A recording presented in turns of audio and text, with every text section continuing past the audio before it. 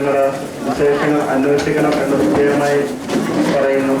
അതോടൊപ്പം തന്നെ നിങ്ങൾക്ക് എല്ലാവർക്കും കുട്ടികൾക്ക് പ്രത്യേകിച്ച് നിങ്ങളുടെ വകയായിട്ട് ഒരു കടങ്കാപ്പിയും 2 ബിസ്ക്കറ്റും ഉണ്ട്. അത് നിങ്ങൾക്ക് അവർക്ക് ഭക്ഷണം കൊടുത്തതിന് ശേഷം കഴിക്കാം. നമുക്ക് ഇവരോട് ചർച്ച ചെയ്യുകയും നിങ്ങൾക്ക് മനസ്സിൽ തോന്നുന്ന കാര്യങ്ങൾ ഷെയർ ചെയ്യാൻ അവരുടെ നല്ല പാട്ടറിയാവുന്നവർക്ക് ഇനി പാട്ട് പാടാം.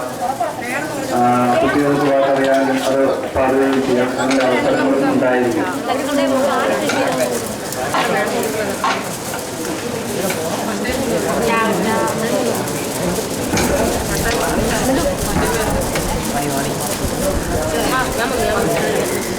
ഇവിടെ